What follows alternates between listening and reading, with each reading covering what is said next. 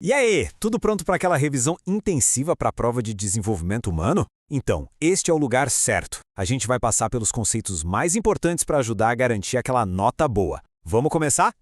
Então, qual que é o nosso plano de voo aqui? A gente começa do básico, com os conceitos essenciais, e vai construindo o conhecimento até chegar numa revisão final.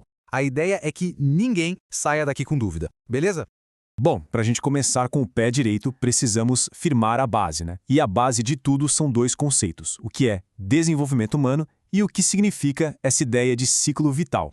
Olha só, a definição parece simples, mas é poderosa. Quando a gente fala de desenvolvimento humano, não estamos falando só de criança, viu? É um estudo que acompanha a pessoa a vida inteira para entender o que muda e olha que interessante, o que permanece estável desde o nascimento até a velhice. E o ciclo vital? Bom, pensem nisso como a grande moldura do nosso quadro. É a ideia de que o desenvolvimento não para. É um processo contínuo que vai da concepção até a morte, e que a ciência pode, sim, estudar em cada uma de suas etapas. Então, resumindo, o desenvolvimento dura a vida toda. Ele é feito tanto de mudanças quanto de coisas que ficam estáveis. E, o mais importante, ele é super influenciado pelo nosso contexto social e histórico. Ou seja, ninguém se desenvolve numa bolha, né? Onde e quando a gente vive faz toda a diferença. Tá, mas de onde saiu essa ideia toda? Como que começaram a estudar isso? Para entender, a gente precisa voltar um pouquinho no tempo. O século XIX. Guarda bem essa data. Foi ali que a chave virou.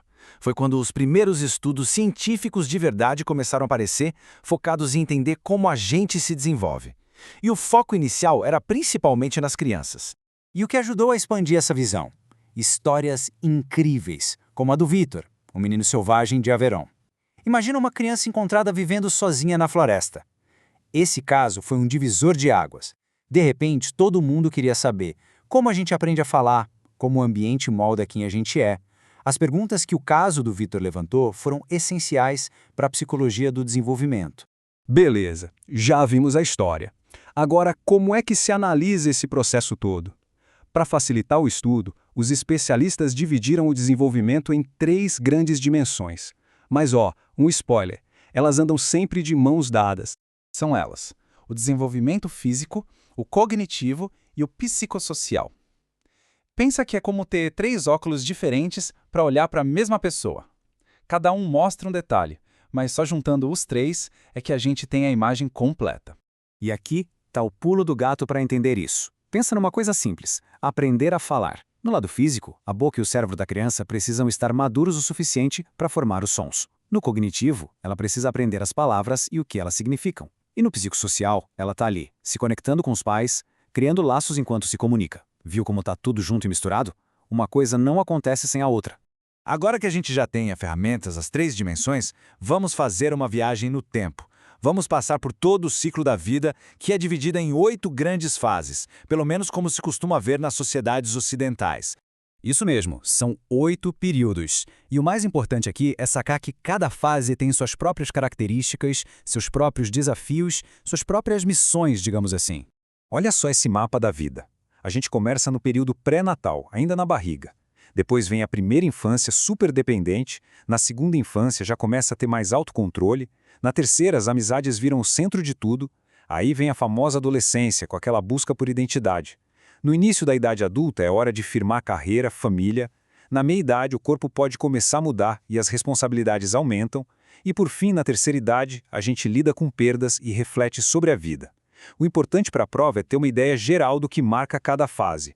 Mas claro, ninguém vive numa ilha, né? O desenvolvimento de uma pessoa é totalmente moldado pelo mundo que está em volta dela.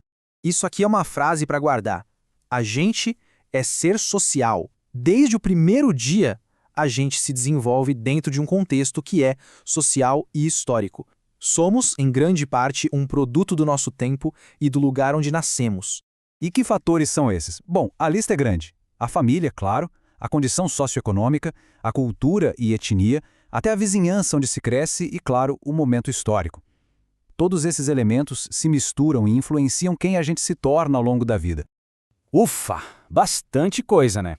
Então, para fechar com chave de ouro e garantir que tudo isso fique fresquinho na memória para a prova, vamos para uma revisão final no estilo jogo rápido, pergunta e resposta. Bora lá? Primeira pergunta, para aquecer. Quais são aquelas 3 dimensões interligadas do desenvolvimento? Aquelas que andam sempre juntas. Isso aí, físico, cognitivo e psicossocial. Esse trio é fundamental, não pode esquecer de jeito nenhum. Vamos para a próxima. Qual foi o período histórico que marcou o início da psicologia do desenvolvimento como ciência? Exato, o século XIX. Foi lá que a coisa começou a ficar séria, com os primeiros estudos organizados, principalmente com crianças. Mais qual é a grande missão, a tarefa principal do desenvolvimento durante a adolescência? Na mosca, a busca pela identidade. Quem eu sou, o que eu quero ser, pessoal, sexual, profissional, é a fase de se encontrar no mundo. E para a gente terminar, uma pergunta para levar para casa. Com todas essas fases, todas essas influências, será que existe um único período da vida que é o mais importante? Aquele que mais define quem a gente é? Fica aí a reflexão. Boa prova!